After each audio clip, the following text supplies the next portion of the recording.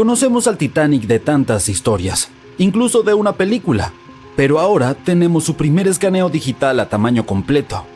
Y no es como esos modelos de antes en los que principalmente imaginábamos cómo se suponía que era el barco. Esta vez obtuvimos un verdadero escaneo digital. Un equipo de expertos realmente mapeó el fondo marino alrededor del Titanic junto con el propio barco. Básicamente obtuvimos una vista 3D de todo el naufragio, que es como sumergirse bajo la superficie del océano y ver al Titanic como si toda el agua hubiera sido drenada.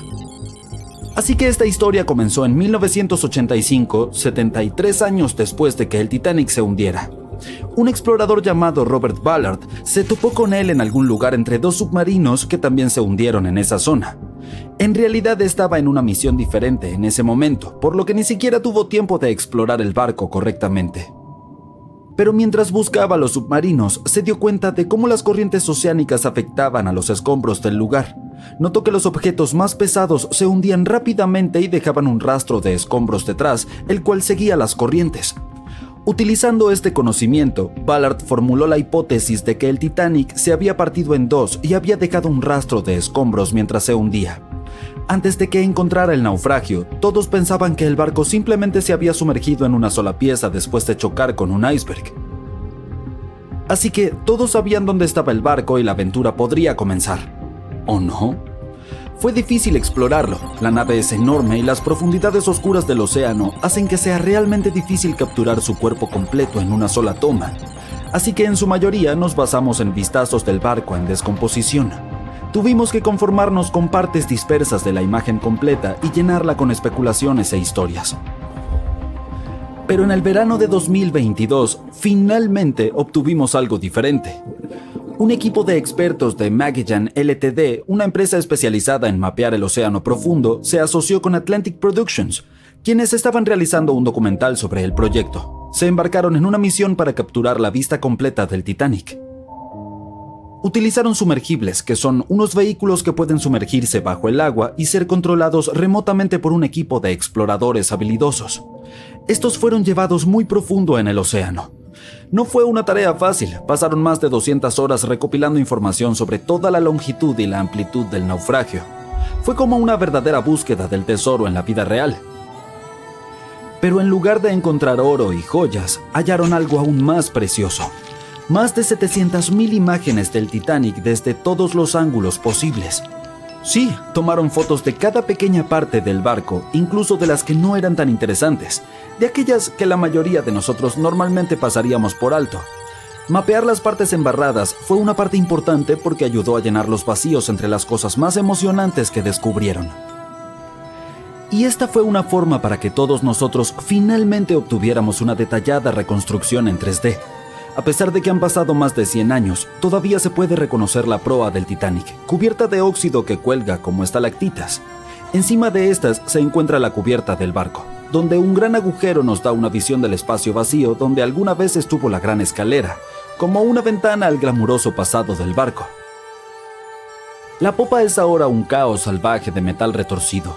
Cuando el Titanic se hundió, esta parte colapsó y se espiralizó en el lecho marino. La proa y la popa terminaron separadas por unos 800 metros. Hay un vasto campo de escombros rodeando este gigante atascado en el fondo del mar. Estos son como un tesoro disperso, lleno de trabajos de metal intrincados de la nave, estatuas e incluso botellas de champán sin abrir. También hay objetos personales que se hundieron junto con el barco, como docenas de zapatos que descansan en el lecho marino. Bajar y tomar todas estas fotografías fue una tarea difícil de realizar. Puede que no suene tan duro al principio, considerando que fue el vehículo el que realmente se sumergió en estas partes tan profundas del océano, no las personas. Pero estudiar el océano es duro. No hemos explorado, mapeado o incluso visto más del 80% de él. Las condiciones son severas y la presión se intensifica cuanto más profundo vas. Y el vehículo tuvo que sumergirse casi 4,000 metros por debajo de la superficie. Eso es como 12 torres Eiffel apiladas una encima de la otra.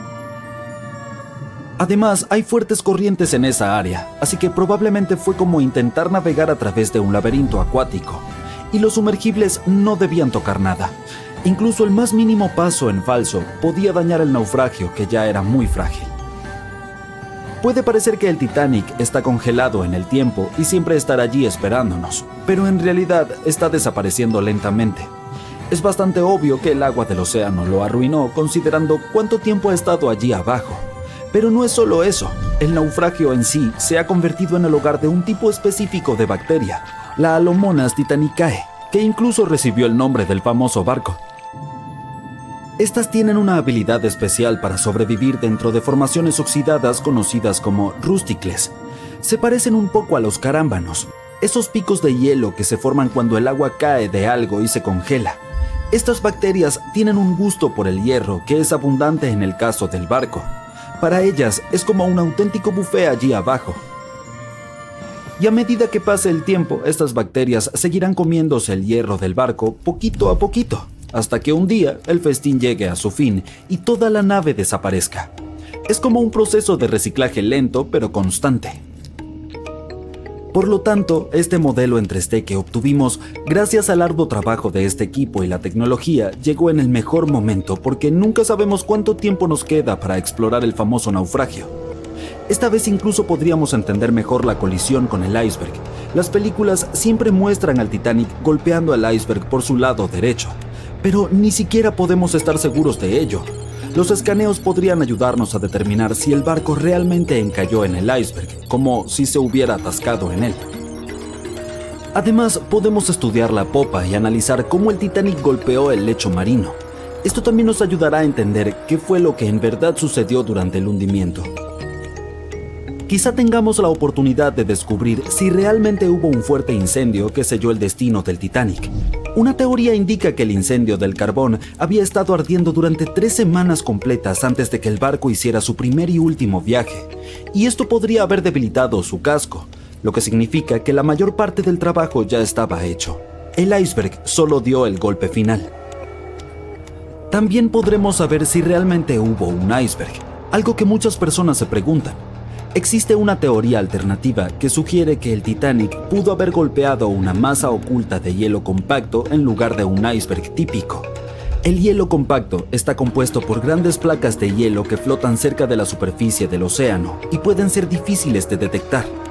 Creen que esta masa de...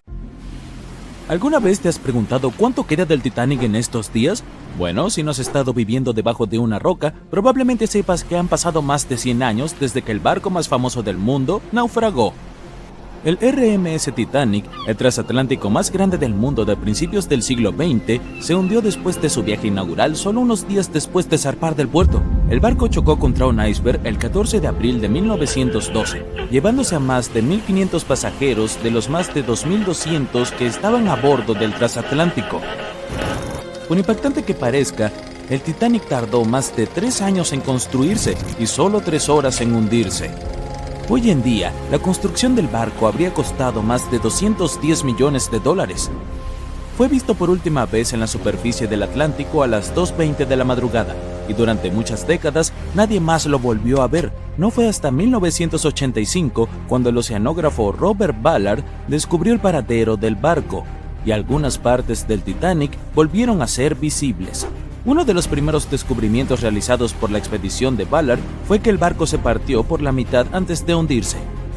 Las primeras misiones exploratorias al fondo del océano, donde ahora se encuentra el Titanic, solo podían ver el casco y la cubierta del barco. Según Ballard, el objetivo principal de esta misión era comprender cómo evitar que las ruinas se deterioraran. Otro objetivo era recuperar la ingente cantidad de objetos personales esparcidos por el fondo marino. El explorador dijo más tarde que la vista allí abajo era tan impactante como conmovedora. En el campo de escombros que había alrededor del naufragio, el oceanógrafo descubrió muchos objetos pequeños y artículos personales, y llevó unos cuantos a la superficie. Había zapatos, algunos más elegantes que otros, piezas de ropa que pertenecieron a la tripulación, y también estaban las enormes hélices. Si en la superficie resplandecían y brillaban, en el fondo del océano estaban incrustados en la arena y cubiertos por ella. Ballard señaló que el área donde se esparcieron los utensilios de cocina medía más de 1,6 kilómetros de largo. Había suficientes platos, ollas y sartenes para llenar toda una cocina industrial. Por primera vez, las secuencias de animación en 3D revelan imágenes emocionantes. Las simulaciones muestran la evolución del Titanic desde que zarpó en 1912 hasta el estado actual de sus ruinas. Pero las simulaciones no fueron suficientes para el explorador de aguas profundas James Cameron, quien imaginó viajar al corazón del naufragio por primera vez en la historia del barco. Sí, el mismísimo James Cameron, que resulta ser el director de la famosa película sobre el transatlántico. Ya ha buceado 33 veces para visitar los restos del Titanic. Aquí tenemos algunas curiosidades divertidas para ti. El director dice que su verdadera pasión siempre ha sido el océano y que desde niño quería estudiar el mar. Dirigir, digamos, resultó ser su trabajo diario, y cuando apareció la posibilidad de dirigir Titanic, dijo que sí, solo para poder ir a ver las ruinas del barco en la vida real. Ahora volvamos al naufragio. Según James Cameron, no fue suficiente que los investigadores accedieran solo al exterior del barco. Necesitaban entrar, analizar y fotografiar lo que quedaba de los pomposos interiores del otrora transatlántico más grande del mundo. Cameron pilotó un innovador vehículo robot equipado con cámaras. Ayudó a revelar espacios en el Titanic que nadie había visto antes desde que el barco tocó fondo. Los baños turcos, por ejemplo, aún tenían sus paredes de azulejos en pie, casi en su totalidad. Estos baños eran exclusivamente para los pasajeros de primera clase. Estaban situados juntos a la piscina y el comedor de tercera clase y fueron diseñados en el estilo morisco.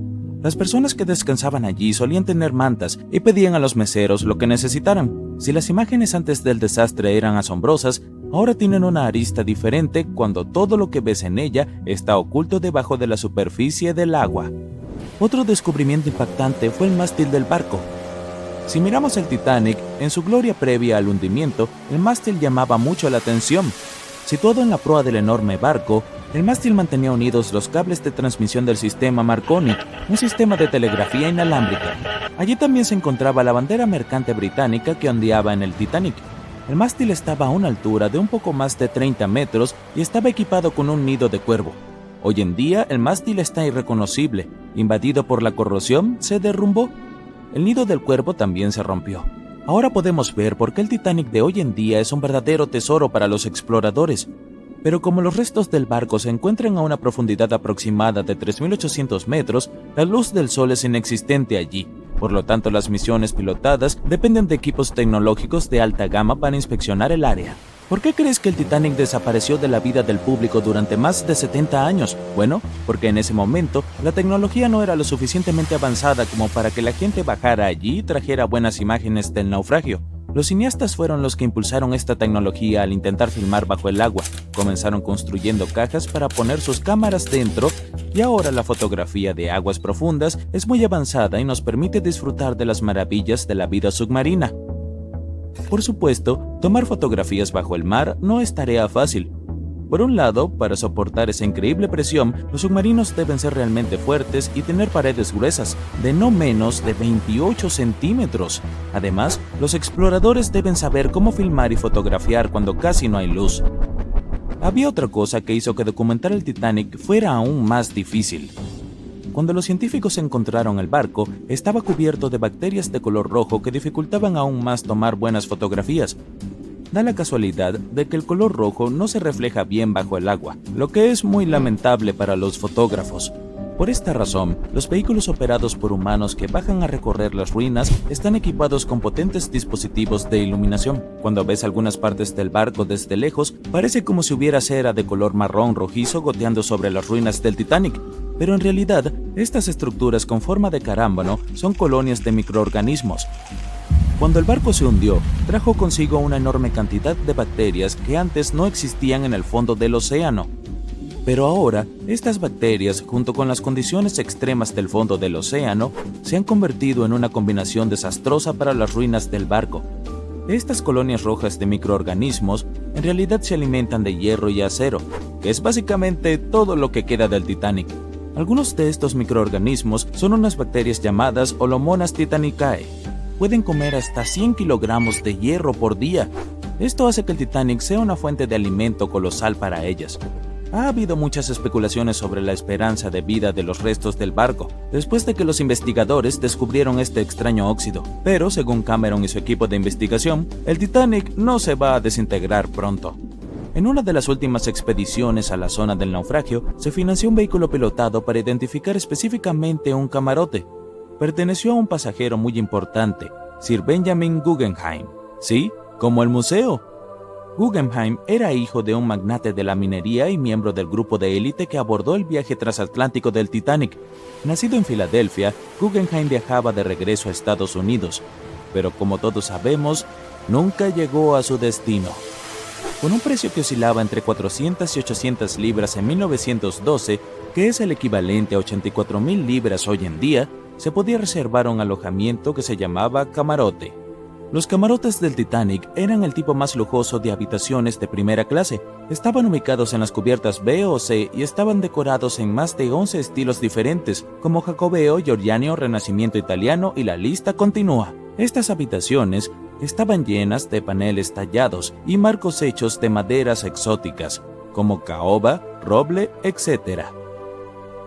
Guggenheim ocupó una de estas lujosas habitaciones y 100 años después, uno de sus descendientes financió toda una misión solo para localizar el camarote exacto en el que se había alojado el hombre. Esta expedición se convirtió en un documental para National Geographic y lograron identificar qué camarote era el de Guggenheim, así que felicitaciones para ellos.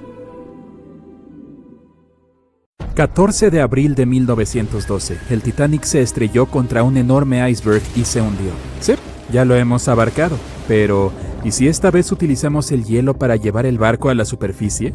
Esto requiere varios miles de metros de malla metálica y un montón de nitrógeno líquido. Nuestro objetivo es meter al Titanic en un enorme bloque de hielo que eleve al barco a la superficie. Para ello hay que rodear el pecio en la red metálica y cubrirlo con nitrógeno líquido. El primer problema al que te enfrentas es la imposibilidad de envolver el barco completamente. Tienes que levantarlo un poco de alguna forma para poner la malla debajo de él. Digamos que por algún milagro lo consigues. Luego necesitas transportar cientos de grandes tanques de nitrógeno líquido. Estás bajo el agua, abriendo los depósitos, y hace tanto frío que el agua helada del océano Atlántico luce como si estuviera hirviendo. El nitrógeno solo chisporrotea, se disipa, y ciertamente no crea un bloque de hielo alrededor de la red. Nuevo intento, elevar al Titanic con la ayuda de enormes imanes. Para ello necesitarás un gran crucero y unos potentes imanes. Conectas gruesos cables a los magnetos y los bajas hasta el fondo. Unos proyectores brillantes iluminan las negras profundidades del océano. Partes del pecio son visibles. Los imanes descienden más y se aferran al casco de hierro del barco. El crucero tira de los cables y los magnetos hacia arriba. Algunos de ellos se desprenden del Titanic, ya que la superficie de hierro está cubierta de arrecifes y corales. Algunas partes del pecio se desprenden del barco y se elevan. La fuerza del crucero no es suficiente. Uno de los cables se rompe. No solo el peso de cada una de las partes del Titanic, sino también la colosal presión del agua interfiere en la operación. El barco hundido no puede ser levantado completamente, solo sus pequeñas partes. Ya hubo un intento de alzar al Titanic por partes. La operación, que costó $5 millones, fracasó. Se fijaron eslingas de nylon a una gran parte del pecio. Los otros extremos de esta se conectaron a los motores diésel. Para toda la operación se utilizó un mini submarino. Se sacó un pedazo del Titanic de 21 toneladas, pero una de las eslingas se rompió por la fuerte presión del agua. Entonces, uno a uno, los demás cables empezaron a romperse y un enorme trozo cayó al fondo del mar. Para ese momento, todos los participantes en la operación de rescate se habían quedado sin provisiones y estaban muy lejos de la costa más cercana, así que decidieron no hacer un segundo intento. Se escribió un libro y se hizo una película sobre cómo se levantó al Titanic con aire comprimido. En realidad, nadie intentó esta operación. Para hacerlo se necesitarían varios cientos de grandes cilindros de aire comprimido. Al principio los instalas dentro del casco del Titanic y esperas a que tiren del barco hacia la superficie. En cuanto se bajan los cilindros bajo el agua, inmediatamente flotan hacia arriba. Esto complica enormemente la operación. Hay que sujetar los botes con cables y tirar de ellos hasta el fondo utilizando un potente submarino. O mejor aún, varios de ellos. Debido a la alta presión, los cilindros podrían estallar. En este caso, la onda expansiva golpearía otros cilindros y provocaría una catástrofe. Demasiado caro e inseguro. El plan más costoso y complejo para elevar al Titanic es probablemente aquel en el que los científicos extraen de alguna manera el hidrógeno y el oxígeno del agua del océano. Luego, estos elementos extraídos deben llenar contenedores especiales. Estos depósitos se fijan al barco, entonces este subiría a la superficie. Aunque se extraiga el oxígeno y el hidrógeno de millones de toneladas de agua, el resto del agua del océano lo sustituirá. Una máquina que sea capaz de ese filtrado debería costar miles de millones de dólares, o se puede conseguir un elemento químico que utilice una reacción en cadena para purificar toda el agua. En este caso, todo el océano mundial se quedará sin el vital oxígeno. Alguien sugirió una vez hacer explotar al Titanic. Necesitarás bajar varias cajas de dinamita al fondo del océano. Estas deben estar completamente selladas para evitar que el explosivo se moje. Luego deberías hacer funcionar varios kilómetros de cable que conduzca una corriente eléctrica hasta ellas. Una vez realizado todo esto, navegas hasta una distancia segura. Ahora vas a pulsar el botón para pasar la corriente por el cable y activar la dinamita. 3, 2, 1. Espera. ¿Por qué haces esto? Aunque funcione, los restos del Titanic quedarán esparcidos en todas direcciones en el fondo del mar. Será imposible elevar el barco del océano. Imagina un enorme gancho que pueda recoger al Titanic y levantarlo del fondo como un pez. Este debe ser enorme para poder alzar un barco hundido. Digamos que lo has creado tú. Luego, estás en un enorme crucero que navega hasta el lugar del accidente y baja el gancho como un ancla. Cae justo sobre el Titanic, pero no se aferra a él. Se necesita un equipo especial para enganchar un ancla del tamaño de un autobús al Titanic. Se requeriría un enorme submarino con brazos mecánicos. Construir tal dispositivo y hacerlo funcionar bajo una enorme presión es ya casi imposible. Pero, digamos que, finalmente consigues enganchar al Titanic. Es entonces cuando te das cuenta de que el crucero no tiene suficiente potencia para llevar el barco que pesa más de 50 toneladas y el ancla que añade unas 10 más. Para completar tu tarea necesitarás algunos cruceros más y unos cuantos millones de dólares extra. Una vez que la cera caliente se enfría, se endurece y flota en la superficie del agua. ¿Y si la llevamos al fondo del océano y la vertemos dentro del Titanic? Esto puede funcionar, dado que la cera no es un material costoso. Así que, esta se funde, se vierte en tanques resistentes y estos se jalan hasta el fondo con la ayuda de un submarino. Los recipientes pueden soportar una enorme presión y el buque tiene suficiente potencia para bajar la cera hasta esa profundidad. Los contenedores se colocan en el interior del Titanic. A través del mando a distancia se abren los recipientes, pero el material no sale. Cuanto más se profundiza, más se enfría el agua. Mientras se entregan los contenedores al barco, la cera se enfría y se solidifica en su interior. Varios recipientes son presionados contra la parte superior del barco, pero no es suficiente para levantar al Titanic. Otros contenedores simplemente flotan hacia la superficie. Y aunque los recipientes fueran termostáticos y se mantuvieran calientes en su interior todo el tiempo, una vez liberados, la cera se solidificaría en un instante. No habría tiempo para que se extendiera y cubriera el Titanic desde adentro. Así que simplemente flotaría hacia arriba también. Llenas varias bolsas grandes y resistentes con vaselina. Esta sustancia actúa como la cera en el frío. Se vuelve sólida y flota. Quieres poner las bolsas por todo el Titanic y esperar a que la vaselina lo eleve. Se cargan los recipientes en el submarino y se desciende al fondo marino. No se puede llegar a algunas partes del barco debido a los corales adheridos. Decides descargar todas las bolsas en un solo lugar, pero en cuanto sacas la vaselina del submarino, los recipientes se rompen debido a la fuerte presión. Trozos sólidos de vaselina flotan hacia arriba empujados por el agua. Misión fallida. La idea más loca es llenar el Titanic con millones de pelotas de ping pong.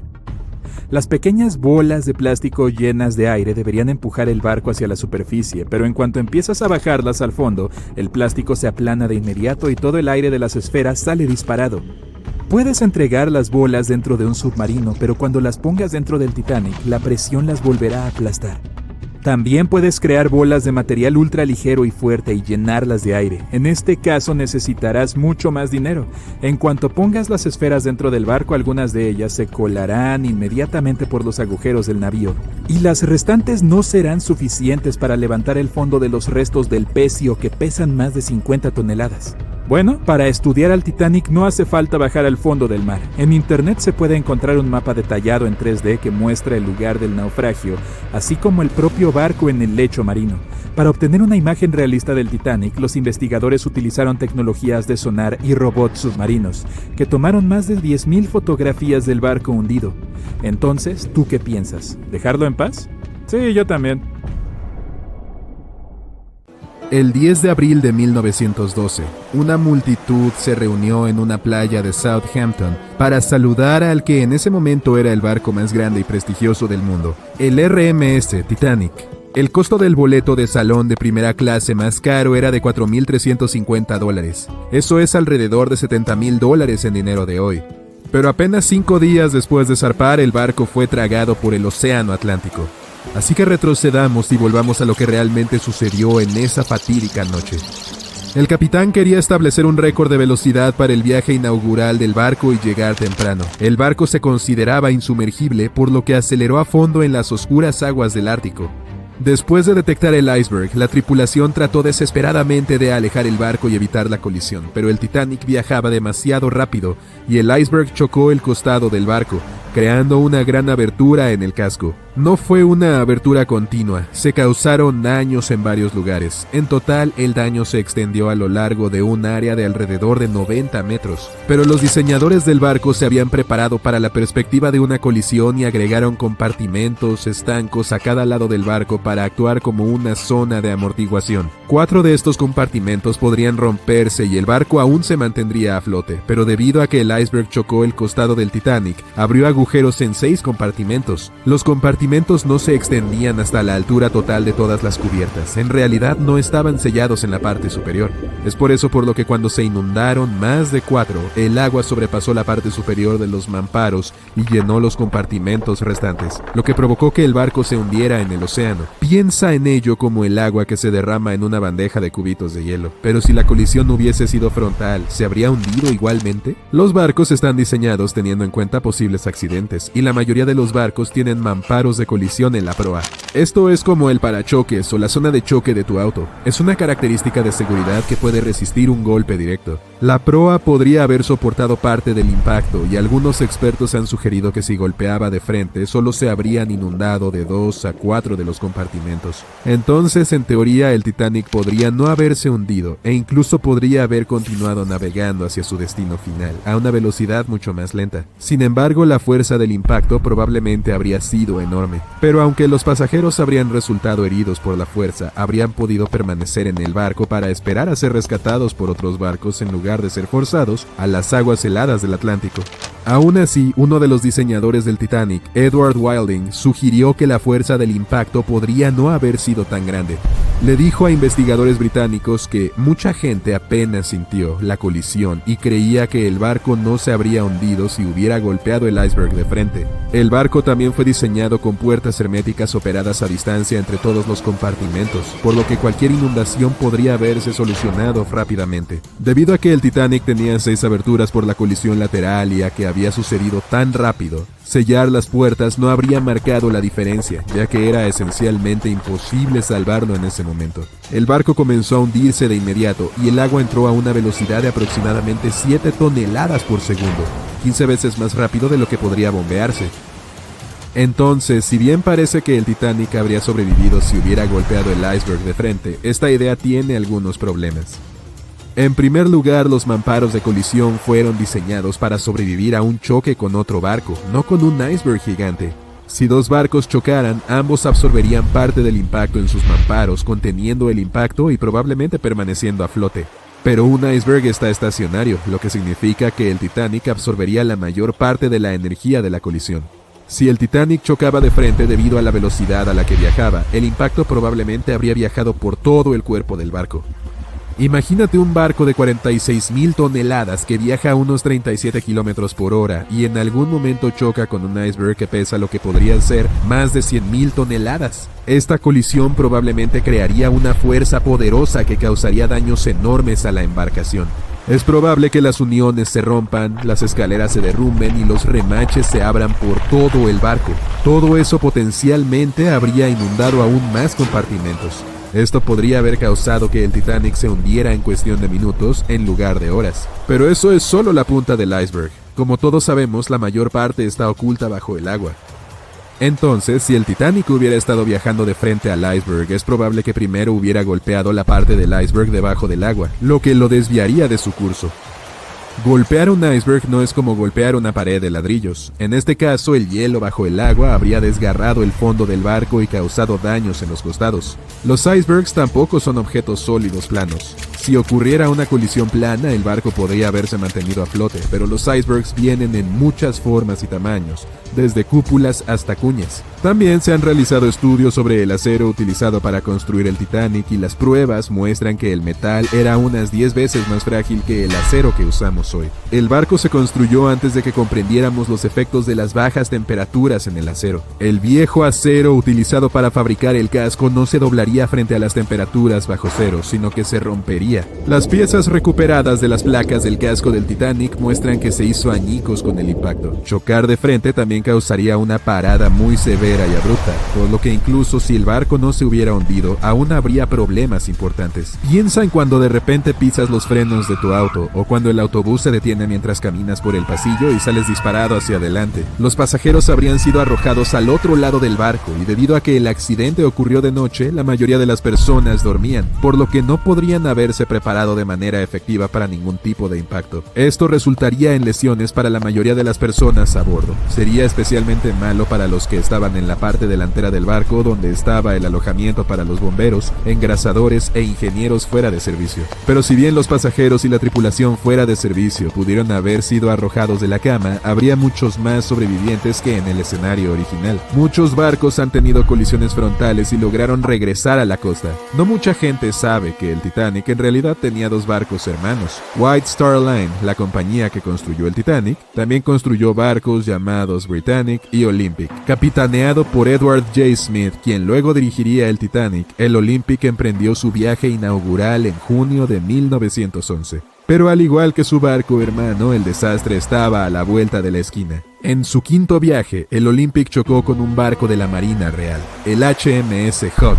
Mientras que el Olympic recibió daños en un costado, el Hawke se estrelló contra el otro barco de frente. La proa del Hawke quedó completamente aplastada por la colisión, pero debido a que el barco tenía compartimentos de estancos, logró sobrevivir al impacto y regresó sano y salvo a la costa para su reparación. Otro caso de estudio es el SS Andrea Doria, que fue un transatlántico italiano que llegó a los titulares mundiales en 1956. Al igual que el Titanic, el Andrea Doria se dirigía a la ciudad de Nueva York en su viaje número 101 cuando ocurrió el desastre. El 25 de julio, el buque chocó con un transatlántico de pasajeros sueco de 160 metros, el Estocolmo. Este chocó con el barco de frente, pero el punto de impacto del Andrea Doria fue de costado. El frente del Estocolmo quedó completamente destrozado, pero debido a que el impacto fue en su casco, logró sobrevivir. Sin embargo, el Andrea Doria lamentablemente se hundió debido a que la colisión se produjo en el costado del barco. Entonces, estos casos podrían sugerir que tal vez el Titanic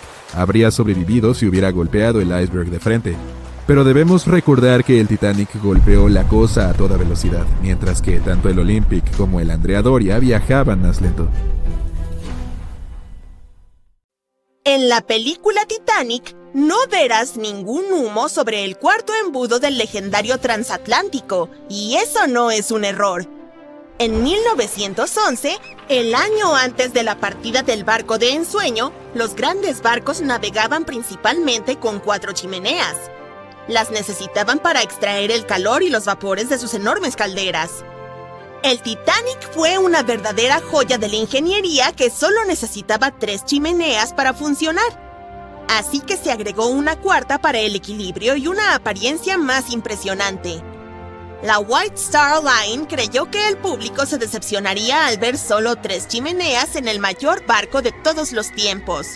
Los barcos gemelos del Titanic, el Olympic y el Britannic, también tenían una chimenea falsa cada uno por la misma razón.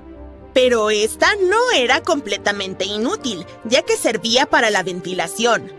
Extraía los humos de los espacios de máquinas en las cubiertas inferiores y de una de las salas generales de primera clase. Un gran embudo de ventilación, en lugar de varios más pequeños, ayudaba a despejar las cubiertas superiores y dejaba más espacio abierto para que los pasajeros disfrutaran de sus paseos. Cuando el Titanic se hundió, las chimeneas, cada una con un peso de 60 toneladas, se fueron al fondo junto con el resto del barco. Fueron hechas extra altas para asegurarse de que los pasajeros no quedaran cubiertos del hollín expulsado. Su altura y peso les permitieron permanecer en posición vertical. La chimenea delantera, seguida por las demás, cayó solo cuando el barco realizó la inmersión final. Esas chimeneas eran mucho más ligeras que la proa, por lo que se desperdigaron entre otros escombros. El material ligero del que estaban hechas se aplanó una vez que tocó el fondo, y las bacterias que viven en el fondo se encargaron de ello más tarde. La proa del Titanic permaneció intacta al impactar con el lecho marino, pero la popa quedó completamente destrozada. Cuando el famoso transatlántico chocó con ese iceberg, las cosas se pusieron realmente complicadas. Le tomó a la futura estrella de cine 2 horas y 40 minutos sumergirse por completo. La colisión permitió que el agua inundara 6 de los 16 compartimentos estancos. Mientras ésta se precipitaba por el costado de estribor, el barco comenzó a inclinarse hacia adelante y un poco hacia la derecha. Para la medianoche, los compartimentos dañados estaban derramando agua en otros, y todo era un caos porque los compartimentos solo eran estancos horizontalmente. Pronto, el agua comenzó a inundar la embarcación a través de los agujeros de la cadena del ancla, y para las 2 de la mañana, la proa se estaba hundiendo, mientras que las hélices de la popa quedaron fuera del agua. El barco siguió inundándose hasta el momento en que la proa se sumergió y la popa se elevó a casi 45 grados. El peso de esas enormes hélices tensionó la sección media del barco. El acero simplemente no pudo soportarlo y falló. Los sobrevivientes describieron ese momento como un fuerte ruido, como el de la porcelana cuando se rompe o los engranajes cuando se caen.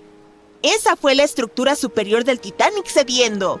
Para las 12:10 de la mañana, la proa y la popa solo estaban conectadas por la estructura del fondo interno. Minutos más tarde, la proa, que pesaba alrededor de 16,000 toneladas, se desprendió de la popa. La popa se elevó bruscamente a una posición casi vertical y comenzó a hundirse con lentitud. Para las 2:20, desapareció bajo el agua. La proa descendió a unos 20 kilómetros por hora y golpeó el fondo del océano casi media hora antes que la popa. Las dos partes del Titanic ahora yacen a 610 metros de distancia entre sí, apuntando en direcciones diferentes. La proa permaneció mayormente intacta, solo cubierta de barro. Pero la popa se convirtió en un desastre enredado debido a las implosiones que sufrió durante el descenso. El aire atrapado dentro de la estructura simplemente no pudo soportar la creciente presión del agua en las profundidades. Los cohetes de señales jugaron un papel importante en la tragedia del Titanic. Cuando un barco se hunde, se supone que debes lanzar bengalas rojas para señalizar problemas. Pero alguien decidió abastecer al Titanic con bengalas blancas en lugar de las habituales, así que, cuando el barco chocó contra el iceberg, la tripulación disparó las bengalas blancas. El SS Californian pasaba cerca, y su capitán sabía que el Titanic estaba en una zona peligrosa de icebergs. La tripulación no vio el Titanic hundiéndose, pero ciertamente vieron esos cohetes blancos. La radio entre los barcos era inútil porque el operador del Californian la había apagado. El capitán tuvo la corazonada de que algo andaba mal, así que envió una señal luminosa en código Morse al Titanic, pero no recibió respuesta porque este ya se había hundido. Había otro barco, el Samson, navegando junto al Titanic. A bordo llevaban mucha carne de foca congelada y cazada ilegalmente en aguas canadienses. Por ello, navegaba con las luces apagadas para no ser detectado. Cuando vieron los cohetes blancos del Titanic, pensaron que era la guardia costera y se alejaron rápidamente. El Samson no tenía radio, así que no pudieron enterarse del desastre en curso.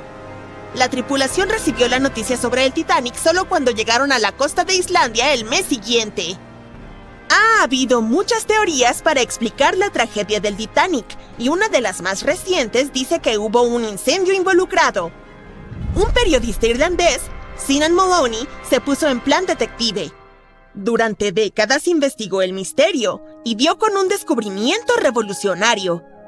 Encontró un álbum de fotos que había estado oculto al público durante un siglo tras la tragedia. En las imágenes tomadas en el astillero Harland & Wolff en Belfast, Irlanda del Norte, apenas una semana antes de que el transatlántico zarpara, se puede ver claramente una enorme mancha negra de 9 metros en el casco del barco. Moloney investigó las fotos y los testimonios de testigos presenciales de la época y afirmó que un incendio se desató espontáneamente dentro de uno de los enormes depósitos de carbón del Titanic. Ardió durante 3 semanas enteras y afectó al metal, debilitando críticamente un segmento crucial del casco del barco. En ese entonces, la mayoría de los barcos tenían solo un casco, por lo que era la única protección del Titanic. Por eso, el iceberg logró hacer un agujero en la embarcación con tanta facilidad. Si no hubiera sido por el incendio, puede que el Titanic hubiera resistido el impacto del iceberg. La empresa que operaba el transatlántico sabía sobre la situación, pero decidió ocultar ese hecho. No querían ninguna historia negativa en la prensa, ya que enfrentaban una competencia seria en los viajes transatlánticos.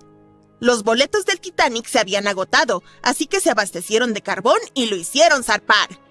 La Luna también podría haber jugado un papel en el hundimiento. Nuestro satélite afecta en gran medida las mareas en la Tierra. Cuanto más cerca está de nuestro planeta, más fuertes son las mareas debido al aumento de la gravedad de la Luna. En 1912, la Luna estaba tan cerca que hizo que varios glaciares en Groenlandia se separaran. El vigía grita, «¡Iceberg justo adelante!». El Titanic golpea el hielo. El agua empieza a inundarlo. Los pasajeros de tercera clase están encerrados. No hay suficientes botes salvavidas para todos. Cunde el pánico. Los violines suenan. El barco se hunde.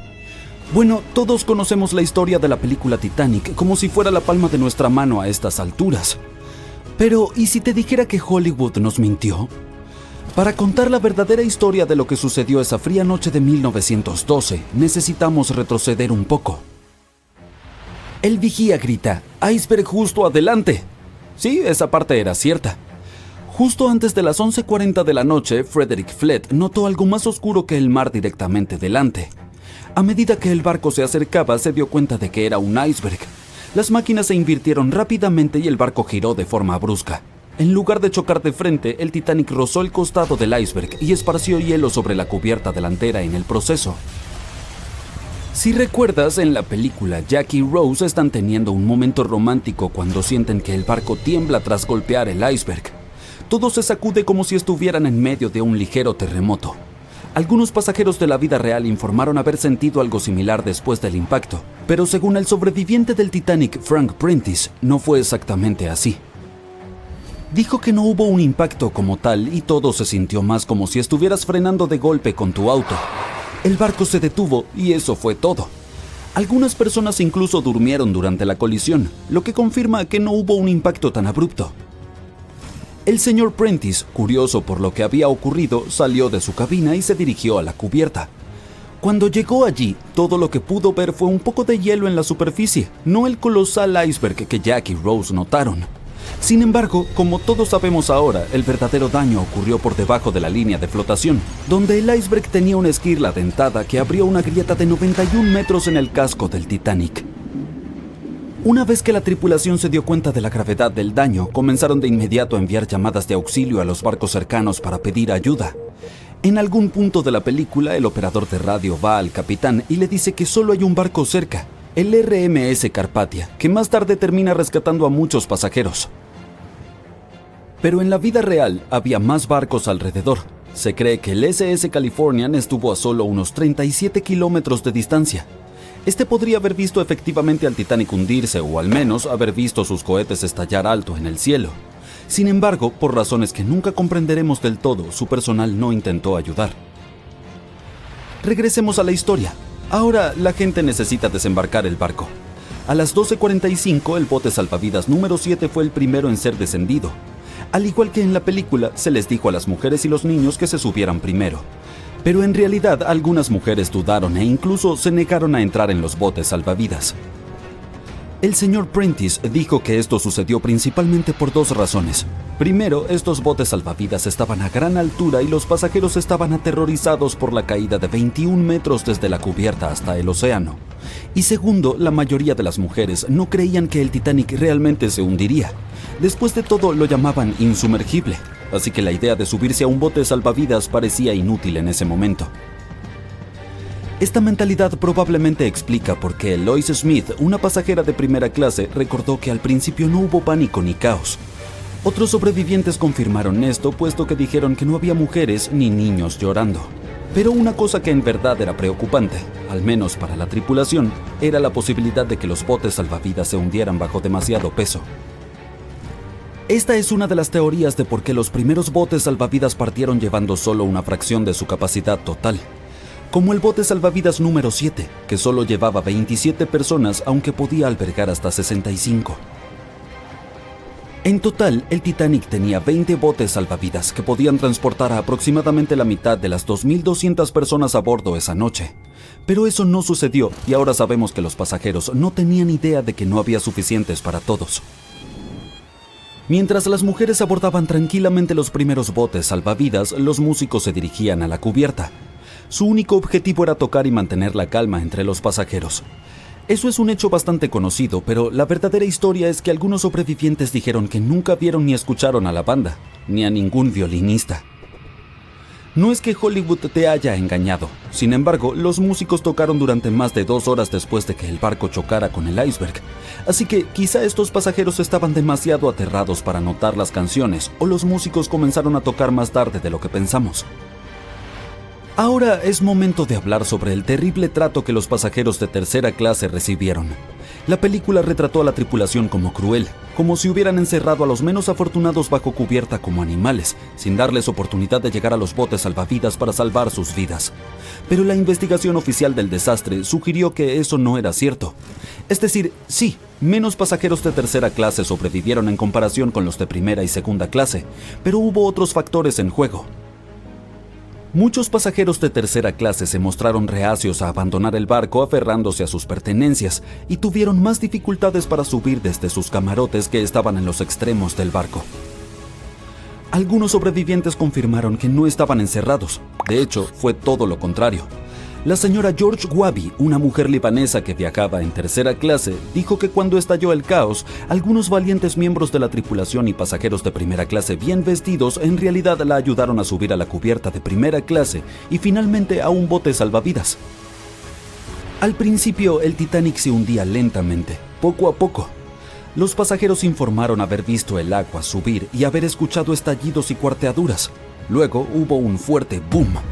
Algunos dijeron que solo había habido una explosión, mientras que otros la describieron como una serie de explosiones más pequeñas que pensaron que habían sido los mamparos cediendo. Y también hubo un grupo de personas que dijo que solo había escuchado un sonido retumbante.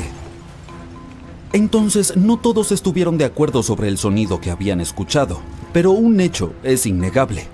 A las 2:18 de la mañana, las luces del Titanic se apagaron y el barco se sumió en la oscuridad total. A medida que la proa continuaba hundiéndose, la popa se levantó fuera del agua, lo que ejerció una inmensa presión en la parte central del barco. Esto provocó que el Titanic se partiera en dos. En la película de James Cameron, este momento es bastante dramático, con el barco hundiéndose casi verticalmente en el agua. Pero en realidad, la ruptura probablemente ocurrió en un ángulo mucho menor, tal vez justo debajo de la línea de flotación. Aún así, se inclinó lo suficiente como para que las personas no pudieran mantenerse en pie y comenzaron a deslizarse hacia el agua. Una cosa interesante es que no fue hasta que se encontró el naufragio en 1985 que se confirmó finalmente que el Titanic se había partido. Hasta entonces, los sobrevivientes habían dado relatos contradictorios. Al menos 8 afirmaron haber visto partirse el barco. Emily Ryerson, una pasajera de primera clase, lo describió como si el Titanic hubiera sido cortado a la mitad con un cuchillo. Pero también había un pequeño número de testigos que insistían en que el Titanic se había hundido intacto. En ese momento, esta teoría era más aceptada porque la mayoría de las personas aún no creían que el supuesto barco indestructible pudiera partirse en dos. Entonces, ¿por qué los informes contradictorios? Bien, lo que no ves en las películas, por razones obvias, es lo increíblemente oscuro que estaba cuando ocurrió la tragedia. Era como estar en una habitación sin luz donde solo se pueden distinguir formas y sombras. Así eran los botes salvavidas. Esto significa que los pasajeros no podían realmente ver lo que estaba ocurriendo, y la mayoría de aquellos que estaban cerca del barco o perdieron la vida o estaban demasiado concentrados en tratar de sobrevivir como para prestar atención a los detalles del naufragio. Aunque la película de James Cameron no capturó por completo cuán aterradoramente oscura fue realmente la catástrofe, la serie de televisión de 2012 Titanic hizo un mejor trabajo al mostrar el terror absoluto de esa noche. Aún así, la realidad fue mucho más oscura y atemorizante. John miraba incrédulo mientras se alejaba en un trozo de madera. En las gélidas aguas del Ártico, se iba lentamente. Contempló el barco en el que había trabajado y vivido mientras elevaba su enorme proa hacia el cielo, y luego se partió por la mitad, provocando un sonido que solo un rayo podría reproducir. Consternado y aturdido, creía que él, y solo él, conocía la oscura verdad que se escondía tras la desaparición del insumergible barco, el Titanic. 5 días antes, mientras este zarpaba en su viaje inaugural, John trabajaba duro junto con sus compañeros en la carbonera, almacenando el carbón para alimentar el poderoso horno del Titanic. Habían abastecido y almacenado más de lo que John había visto en cualquier otro barco en el que hubiera trabajado. Pero este era el Titanic, el más grande que jamás había surcado los mares. En él, nunca podía haber demasiado carbón. Cuando salieron de Belfast y se dirigieron a Southampton, hubo un gran estruendo bajo la cubierta que pasó desapercibido. El horno rugía y las turbinas giraban, empujando el Titanic hacia adelante a un ritmo acelerado. La tripulación vitoreaba mientras el buque avanzaba, sin percatarse del fuerte ruido concerniente. Al llegar a Southampton, Greg subió a bordo entre otros cientos de pasajeros. Con 13 años en el mar, su amplia experiencia incluía el papel de contramaestre en 6 barcos anteriores. Preparado para un nuevo reto a bordo del mayor navío jamás construido, estaba deseando afrontar el siguiente desafío de su carrera. Greg venía con una gran experiencia, especialmente en la navegación por el Ártico. Su papel era vital dentro de la tripulación, conocer los mares que rodean el Polo Norte. Sería un vigía clave cuando se dispusieran a cruzar la peligrosa trayectoria del Callejón de los Icebergs. Greg tenía algunas preocupaciones con respecto al viaje. La órbita de la Tierra estaba notablemente cerca del Sol y de la Luna, lo que provocaba mareas más altas. Esto haría que los icebergs fueran más prominentes, alejándolos más hacia la ruta del Titanic en su viaje a Nueva York. Al evaluar la torre de vigilancia e inspeccionar el equipo disponible, Greg no encontró binoculares. Esto le preocupó, pero los marineros se limitaron a reírse de él.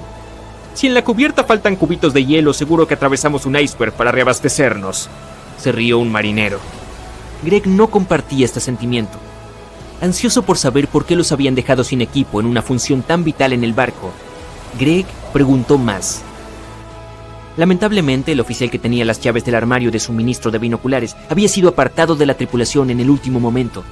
Greg no podía creer que se hubiera pasado por alto algo tan importante. Para un barco tan poderoso y con tanta gente a bordo, cruzando en una ruta particularmente peligrosa, esto no tenía sentido.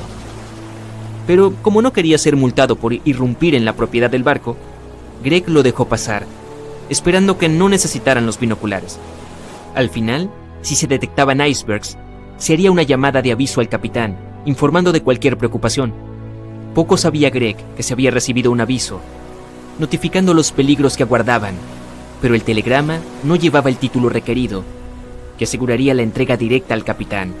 Así que la advertencia crítica se pasó por alto. John y su tripulación bajo cubierta se prepararon para la partida, avivando los motores. Notó una esencia de escape espesa, demasiado pesada para lo que se esperaría de los hornos. La tripulación buscó por todas las cubiertas inferiores. Tras una búsqueda exhaustiva, consiguieron localizar la causa del escape. Se trataba de un montón de carbón encendido dentro de una carbonera. Se desconocía cuándo se había encendido, pero era evidente que una acumulación de carbón había estado ardiendo, aumentando lentamente de tamaño. La cantidad de carbón ardiendo era preocupante. Se dio la alarma, alertando a un oficial para que revisara el asunto. Este evaluó los daños y confirmó al capitán que se consideraba poco preocupante, ya que solo se habían producido daños menores. John no estaba seguro de esta evaluación, ya que sabía que en los espacios confinados rodeados de mamparos de hierro, se produce un ambiente de horno que intensifica el calor con el tiempo. El Titanic avanzaba con fuerza, lo que no tenía sentido para John, ya que acababan de salir de Southampton. Estaba seguro de que habrían dado la vuelta. John y su tripulación recibieron la orden de echar el carbón ya encendido en el horno y seguir paleando, hasta contener todo el contenido humeante. Era una tarea posible y minuciosa que podía llevar todo el viaje. La continua entrada de carbón haría que las turbinas girasen en un ritmo constante y acelerado. No para lo que fue diseñado el Titanic. Fue concebido como un lujoso transatlántico de pasajeros y no para batir récords de velocidad. Sin embargo, la tripulación encontraría entusiasmo no solo en reconocer al Titanic como el insumergible, sino también como el más rápido. John y su tripulación continuaron paleando el carbón en el horno durante varios días. La temperatura dentro de la proa era cada vez más caliente. El calor contenido en el mamparo era tan intenso que se debilitaban las costuras de las paredes de hierro y los remaches. 2 días más, solo 2 días más. John se reía, tratando de levantar el ánimo de sus compañeros mientras trabajaban sin descanso. Pero mientras todos reían, bromeaban y esperaban con ansias llegar a tierra firme, se acercaban, sin saberlo, a su destino. El Titanic avanzaba a toda velocidad por el tranquilo mar. Greg miró hacia adelante, arriba en la torre de vigilancia, manteniéndose alerta, ya que ahora estaban en territorio de icebergs. A pesar de que el camino estaba despejado, podían producirse falsos horizontes, lo que creaba confusión sobre lo lejos que estaban realmente los objetos en la distancia. Al viajar por las aguas de la corriente del Golfo hacia la corriente del Labrador, más fría, las columnas de aire se enfriaban de abajo arriba, creando una inversión térmica. Esta presión de aire increíblemente alta aseguraba la ausencia de niebla, proporcionando una visión aparentemente clara. Pero la inversión térmica puede crear ilusiones ópticas, mostrando el horizonte más lejano, apareciendo más alto en la distancia, enmascarando cualquier objeto que pudiera venir antes. Estos falsos horizontes llenos de mar ocultan fácilmente cualquier iceberg que pudiera estar acercándose. Greg conocía los peligros de un mar tranquilo en el Ártico y prefería las aguas agitadas, donde es más fácil detectar los icebergs entre las olas. Desde el mirador, Greg miraba hacia el oscuro abismo que tenía delante. De repente, a 1,5 kilómetros justo delante, una imagen formidable surgió rápidamente de las oscuras aguas que lo rodeaban. ¡Iceberg, justo al frente!, Greg gritó a su compañero, que rápidamente llamó al timón y les indicó que viraran con fuerza a estribor. El timonel recibió la llamada. En el calor del momento, giró el timón en sentido contrario a las agujas del reloj. Entonces se dio cuenta de que había girado el timón en el sentido equivocado y se puso rápidamente en la dirección contraria. El barco se dirigió hacia el iceberg, virando a babor y reduciendo la velocidad. Aunque hubo un retraso en el giro del timón, la corta distancia desde la señal y el ritmo rápido con el que navegaban puede que no hayan supuesto ninguna diferencia. A medida que se acercaban al iceberg, parecía que lo iban a perder, pero más del 87% de este estaba bajo el agua. Y cuando se acercaron al costado, el hielo oculto debajo golpeó la proa de babor, perforando el costado del casco con un desgarro de 1 metro cuadrado. El barco se agitó y todos a bordo se dieron cuenta de que algo estaba mal. Entre la confusión y el miedo, no se dieron cuenta de los daños. Mientras se orientaban, 6 de los 16 compartimientos se llenaban rápidamente de agua de mar. El casco solo podía soportar que se llenaran 4 compartimientos antes de hundirse. El tiempo corría mientras el Titanic descendía a las profundidades. El debilitado mamparo con pilares y remaches de acero calentados se rompió bajo la presión y el repentino cambio de temperatura del agua helada. Se dio la orden de abandonar el barco. Se prepararon los botes salvavidas para ser liberados mientras enviaban señales de ayuda a los barcos cercanos. El operador de radio estaba sentado, llamando constantemente a un barco cercano que había estado en contacto con el Titanic recientemente. Hubo una comunicación constante con este barco durante los últimos días, proporcionando avisos de icebergs desde que el Titanic partió de Southampton. El último mensaje de advertencia recibido fue hace apenas 1 hora. Al recibir el último aviso, el operador respondió ignorantemente: «Cállate», dando por sentado que sus avisos de icebergs no tenían sentido. Tras esta desafortunada respuesta, el barco apagó su radio y guardó silencio. El barco más cercano que respondía a sus señales de socorro se encontraba a 800 kilómetros de distancia, demasiado lejos para prestar ayuda a tiempo.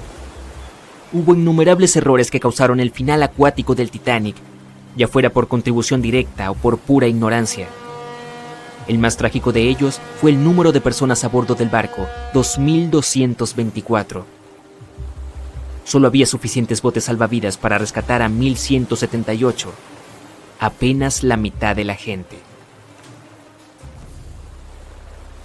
Todos lloramos al ver la desgarradora despedida de Jack y Rose en Titanic. ¡Uy, spoiler! Lo siento, pero las historias reales del hundimiento del famoso barco no fueron menos conmovedoras. Joseph LaRoche nació en 1886 en Haití, en el seno de una familia acomodada. Creció sin papá, pero su madre era una mujer que se había hecho a sí misma y una respetada comerciante. Su tío era la cabeza de su país. Joseph hablaba con fluidez francés, criollo haitiano e inglés. A los 15 años, Joseph se dio cuenta de que quería ser ingeniero, pero no había escuelas de ingeniería en Haití, así que se trasladó a Francia para formarse.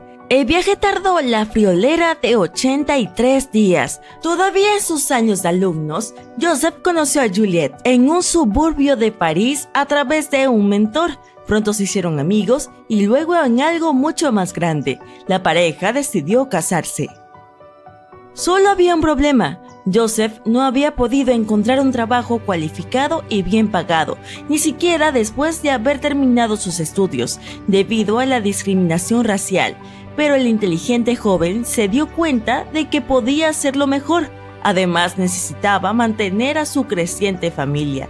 Su tercer niño estaba en camino. En Haití, su tío le prometió que lo ayudaría a encontrar empleo como profesor de matemáticas. Su madre estaba encantada de que su hijo y su familia pudieran vivir en Haití.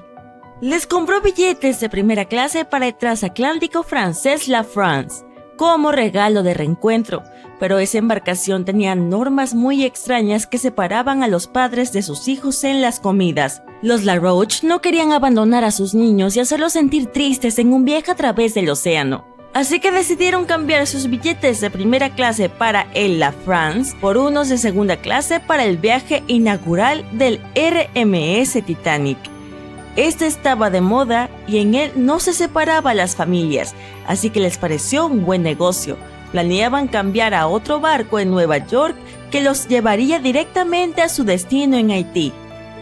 La familia embarcó en el Titanic el 10 de abril de 1912 en Cherburgo.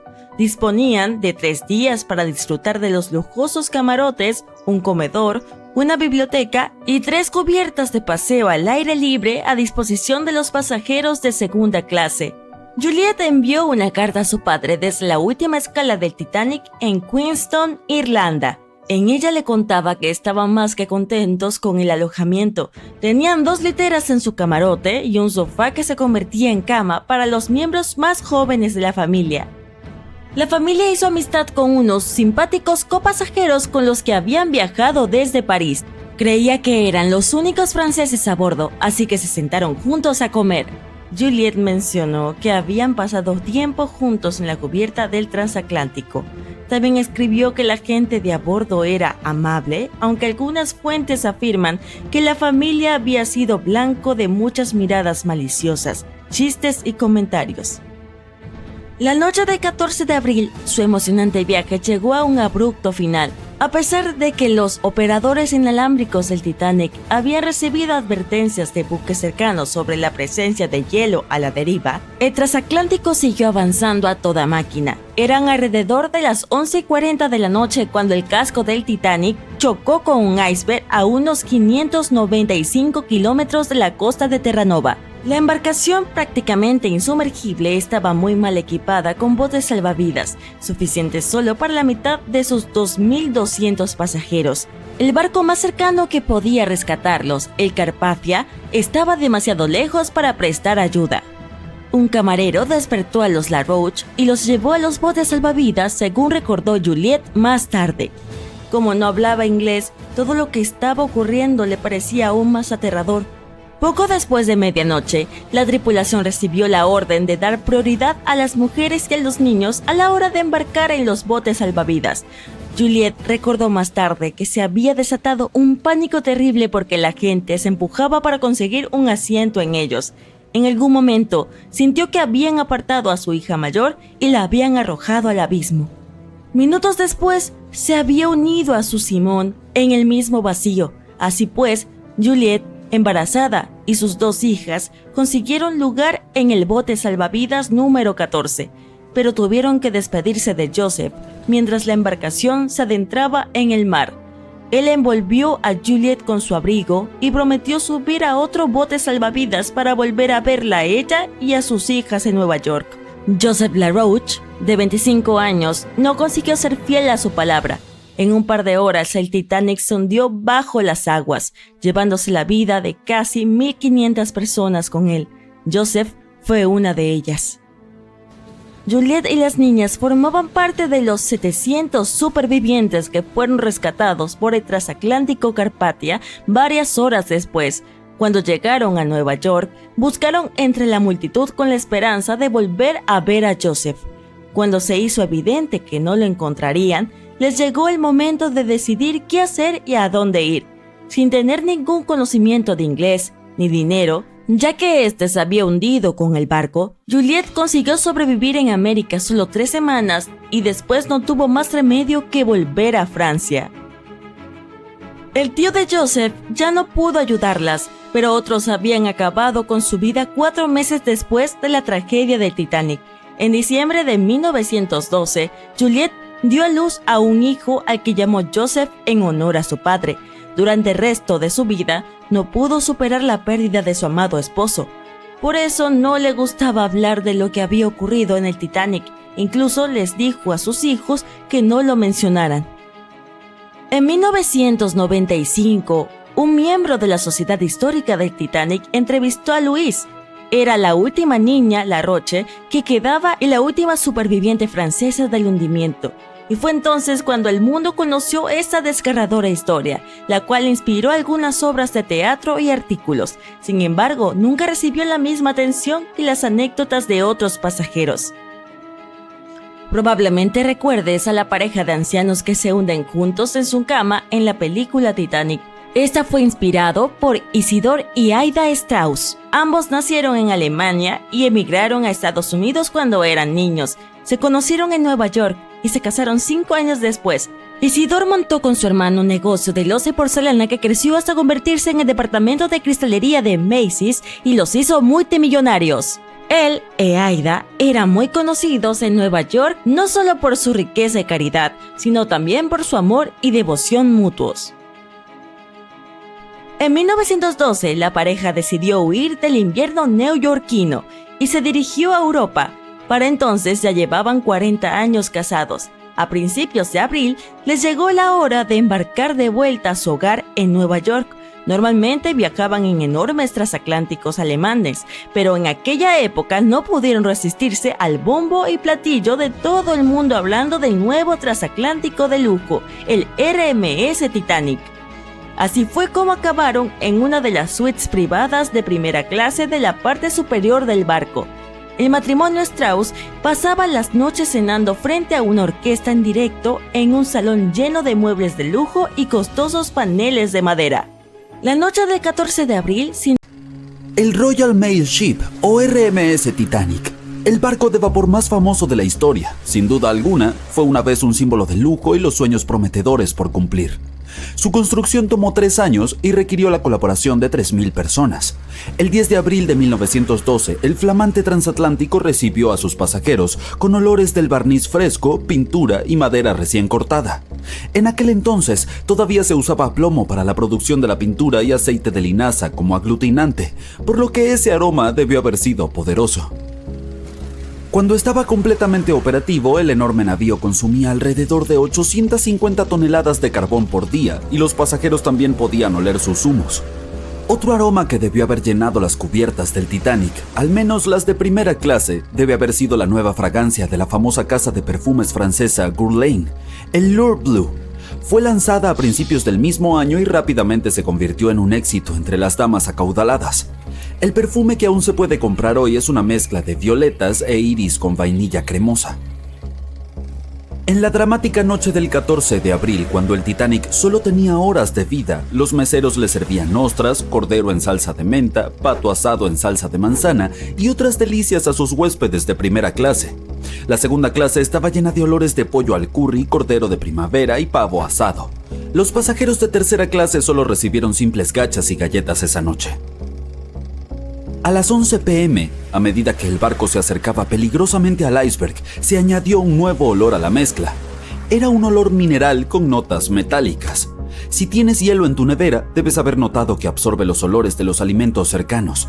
Lo mismo sucede con los icebergs. Adoptan los olores de los animales marinos y mantienen la composición química del agua de la que están hechos. Y aunque más personas hubieran conocido el significado de este peculiar olor metálico, probablemente tampoco habrían salvado al barco. Pero el número de gente que hubiera logrado escapar podría haber sido mayor. Hablando de olores, en caso de que alguna vez te hayas preguntado cómo huele el espacio, pero no planeas convertirte en astronauta pronto, presta atención. Puedes probar Eau Space, un aroma que fue diseñado por la NASA hace décadas. La idea del perfume era ayudar a los astronautas a prepararse para sus encuentros con el espacio en todos los niveles durante su entrenamiento. Pero espera un segundo. El espacio es un vacío, por lo que técnicamente no debería tener ningún olor, ¿verdad? Sin embargo, los astronautas que han estado allí recuerdan que tiene un agradable olor metálico, algo así como el olor de los humos de soldadura o la pólvora quemada. Podían olerlo en sus trajes espaciales después de volver a su nave espacial. También podemos adivinar a qué huelen otros planetas en función de lo que compongan sus atmósferas. Venus tiene nubes de ácido sulfúrico en su atmósfera, por lo que debe oler a huevos podridos. Marte y Urano también huelen a huevos podridos, por cierto. Cada una de las capas de la atmósfera de Júpiter está compuesta por diferentes químicos. Es por eso por lo que huele diferente dependiendo de dónde te encuentres. Algunas capas te reciben con un delicioso aroma a almendras amargas o mazapán, y otras, más cerca de la superficie, huelen a productos de limpieza. Es poco probable que los demás planetas del sistema solar tengan un olor distintivo, ya que sus atmósferas están compuestas principalmente por gases inodoros. En cuanto a nuestro satélite natural, la Luna, los astronautas del Apolo afirmaron que su polvo huele a pólvora. La fragancia del césped recién cortado hace que valga la pena cortarlo con regularidad, pero ¿sabías que el césped no la pasa muy bien mientras lo haces? De hecho, grita por ayuda. Y dado que el césped no puede gritar en voz alta, expresa su malestar liberando una mezcla de moléculas volátiles malolientes. Lo hace para protegerse de los insectos. Las orugas y otras criaturas similares simplemente adoran devorar golosinas vegetales azucaradas. Cuando cortas el césped, este libera ácido jasmónico, entre otras cosas. Este actúa como una señal para las avispas parásitas de que hay una oruga disponible. Estas criaturas lidian con los agresores del césped que pueden seguir creciendo felizmente. Desde el punto de vista del césped, cortar no es muy diferente a un ataque de insectos, entonces se protege de la mejor manera que puede. La lluvia tiene un olor potente fácil de reconocer, también conocido como petricor. Pero, ¿de dónde proviene? Resulta que algunas plantas secretan aceites durante las sequías. Las rocas y la tierra acumulan esos compuestos y cuando las gotas de lluvia los golpean, estos se mezclan con el agua y son liberados al aire. A veces, estos aceites se combinan con químicos producidos por bacterias que viven en el suelo. El resultado de esta cooperación es un olor almizclado que puedes percibir en el bosque o en tu jardín cuando remueves la tierra húmeda. El ozono también contribuye a este aroma de lluvia, en especial después de las tormentas eléctricas. Esto sucede cuando la carga eléctrica de un rayo divide las moléculas de oxígeno y nitrógeno en la atmósfera y luego estas se recombinan para formar ozono. Una teoría sugiere que disfrutamos tanto del aroma de la lluvia porque está impreso en nuestros cerebros. Diferentes culturas han asociado siempre la lluvia con algo positivo y podríamos haber heredado esa percepción. Amantes del chocolate, entre quienes me incluyo, esto es para ustedes. Existen flores que huelen exactamente a su golosina favorita. Al fin y al cabo, es un producto de una planta tropical. Y ya que es imposible recrear en un perfume el mágico aroma que tiene el chocolate, puedes plantar unas flores de chocolate, también conocidas como hojas de lira de ojo verde, en tu jardín. Estas flores se parecen a las margaritas con pétalos amarillos alrededor de un centro rojo oscuro. Cuando arrancas sus pétalos, la flor libera ese delicioso aroma que todos amamos tanto. Las hojas y las ramas de la planta también tienen la misma fragancia. En caso de que te haya interesado, puedes encontrar la flor en los suelos secos de Arizona, Texas, Colorado y otros estados con climas similares. Florece todo el año y el aroma es más fuerte en los días cálidos. El gato osuno, también conocido como manturón, no solo parece súper adorable, sino que también huele a palomitas de maíz con mantequilla. Los manturones prefieren estar solos y utilizar su aroma para marcar su territorio y encontrar posibles parejas cuando lo necesitan. Científicos intentaron descifrar el secreto de su inusual olor y sugirieron que podría provenir de las secreciones de las glándulas olfativas debajo de la cola del animal. Investigaciones posteriores revelaron que el olor a palomitas de maíz proviene de la orina del manturón. Después de que el animal hace sus necesidades, deja un rastro de su olor en los árboles con su cola que a menudo se empapa. Pero si las palomitas de maíz reales solo liberan su increíble olor cuando revientan bajo el calor, ¿cómo hacen los manturones para hacerlo sin un microondas? La respuesta podría estar en su dieta o, más probablemente, en las bacterias que entran en contacto con el fluido natural del animal. El durián es una fruta popular en el sureste asiático que huele dulce y agradable para algunas personas, pero para la mayoría su olor es como una mezcla de cebollas podridas y calcetines sudados. El hedor es tan potente que está prohibido en el transporte público y hoteles en algunos países. El secreto del durián reside en sus 44 componentes activos que producen olor. La mezcla es tan compleja que nunca puedes predecir a qué va a oler. Y a pesar de ese horrible olor, el durián es considerado un manjar y se utiliza principalmente para hacer platos dulces como pasteles y dulces. Hubo un incidente oloroso con durián en una biblioteca en Australia. El olor a fruta podrida de un armario se había extendido por todo el edificio a través del sistema de aire acondicionado. Lo confundieron con una fuga de gas y tuvieron que evacuar alrededor de 500 estudiantes y profesores. Bueno, eso apesta, literalmente. Y finalmente, si alguna vez has ido a fuentes termales naturales o has ido a ver algunos géiseres, nunca olvidarás el olor del sulfuro de hidrógeno o, menos poéticamente, huevos podridos. En realidad no solo es desagradable, sino también altamente inflamable. Pero también puede ser bastante útil. La mayoría de los hogares en Islandia utilizan fuentes termales como fuente de agua caliente. Aunque no huele fresco, es perfectamente seguro para beber y el olor no permanece en tu cuerpo después de que te duches. El 10 de abril de 1912, el RMS Titanic zarpó de Inglaterra. Pero esa no era la presentación de un barco normal. El Titanic fue el transatlántico más grande jamás construido en ese momento. Tenía 270 metros de largo, casi el tamaño de 3 campos de fútbol. Y medido desde el casco hasta la parte superior de las chimeneas, el barco tenía una impresionante altura de 53 metros. Ese es el tamaño de un edificio de 17 pisos.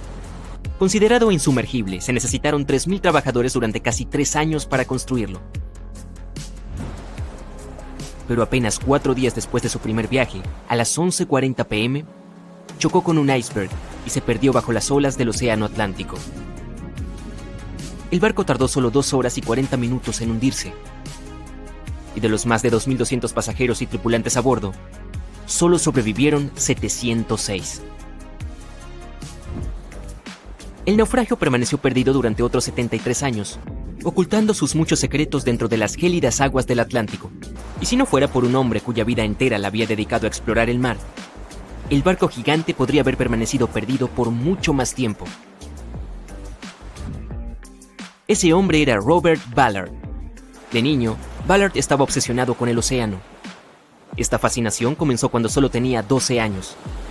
Fue entonces cuando vio una adaptación cinematográfica de la novela de ciencia ficción de Julio Verne, 20.000 leguas de viaje submarino.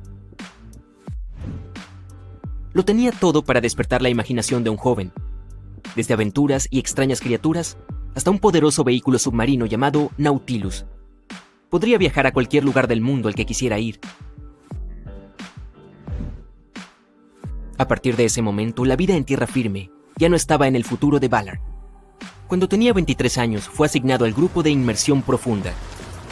Allí, ayudó a desarrollar técnicas para buscar en el fondo del océano. Su mayor logro fue la creación de Alvin. Era un submarino pequeño y fácil de maniobrar, que podía transportar a 3 personas. También presentaba un brazo mecánico externo, diseñado para recolectar muestras bajo el agua, mientras la tripulación permanecía segura y seca en el interior. El submarino Alvin rápidamente demostró ser útil para una variedad de tareas. Por ejemplo, una vez se utilizó para rastrear un avión que se había estrellado en el mar. Pero el submarino experimentó una serie de contratiempos. En un caso, fue atacado por un pez espada, lo que provocó que resurgiera rápidamente. El animal, aún atrapado en la parte exterior del submarino, se convirtió en la cena de esa noche. Y en octubre de 1968, el submarino estaba siendo sumergido en el agua cuando los cables que lo sujetaban se rompieron, enviándolo al fondo del océano junto con 3 miembros de la tripulación a bordo. Y debido a que el pequeño aparato todavía estaba abierto, inmediatamente se llenó de agua y rápidamente comenzó a hundirse. Afortunadamente, la tripulación logró escapar, pero Alvin ya no estaba. El mal tiempo obstaculizó múltiples intentos de recuperar la embarcación. No fue hasta el año siguiente que finalmente fue devuelto a la superficie. Con el tiempo, Alvin mejoró. Su casco fue fortalecido con titanio, lo que le dio una calificación de profundidad más alta, haciéndolo aún más adecuado para la exploración oceánica. El submarino especializado sería útil en muchas de las más de 100 expediciones de Ballard. El hombre fue uno de los primeros en explorar una cadena montañosa submarina, llamada Meseta Mesoatlántica en el Océano Atlántico.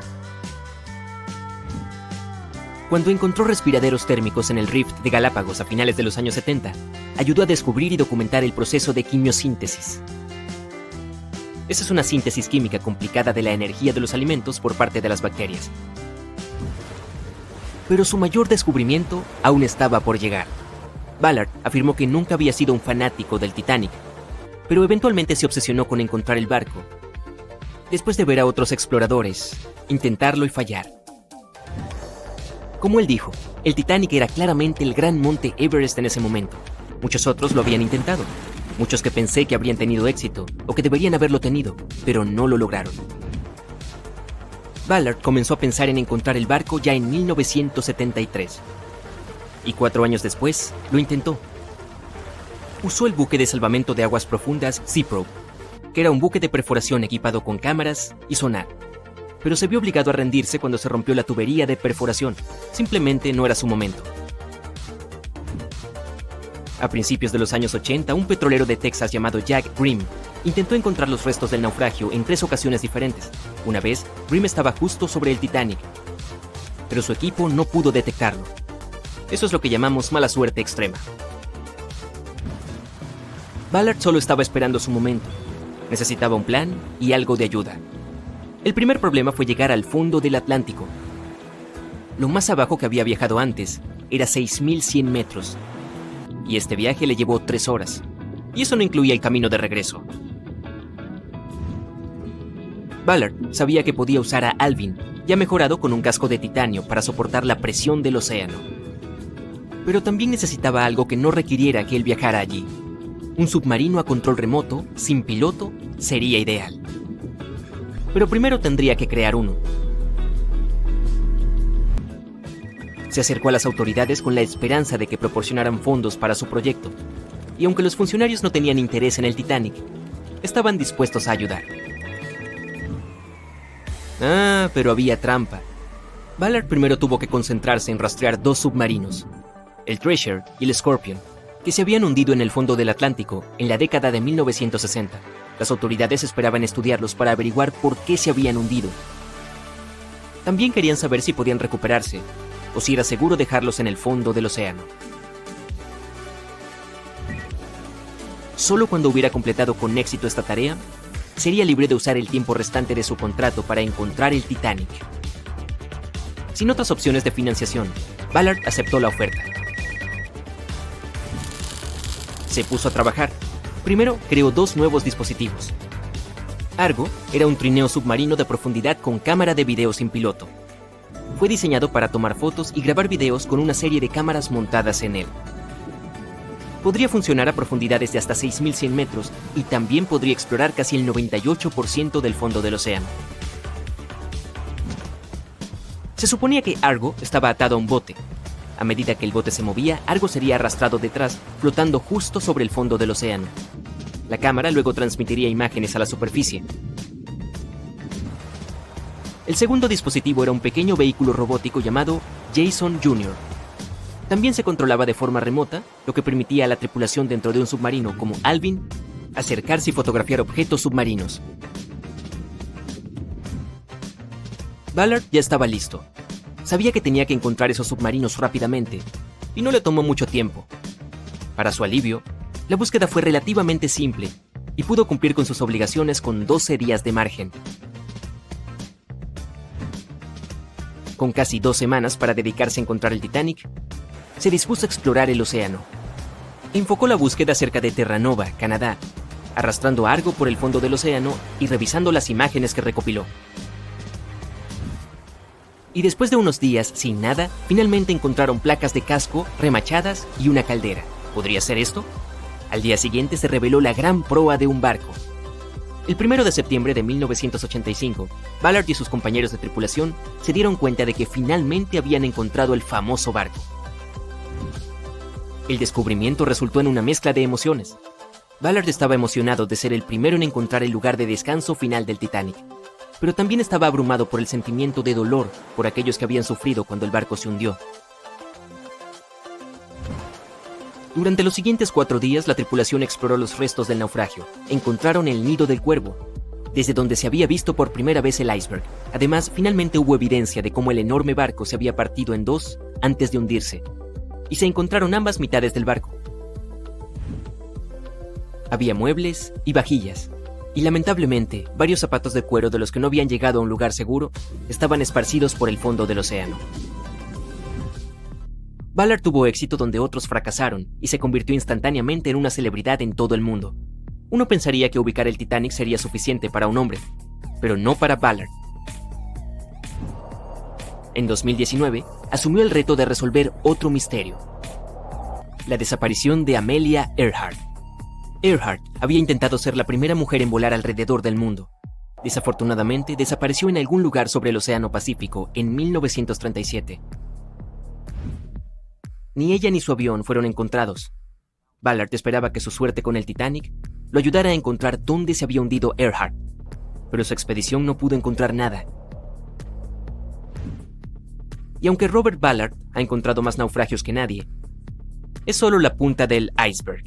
Se estima que hay más de 3 millones de naufragios en el océano y Ballard solo ha localizado 100 de ellos. Ahora, con más de 70 años, el hombre espera alentar a los jóvenes a continuar con su trabajo de exploración del océano y sus muchos misterios. En 1989 comenzó Jason Learning Project para inspirar a los estudiantes de primaria a dedicarse a las ciencias, tecnología, la ingeniería y las matemáticas. Y también tiene su propio barco de investigación llamado E.B. Nautilus, por el nombre del submarino en la novela de Julio Verne. Un merecido homenaje a la historia que inspiró su carrera.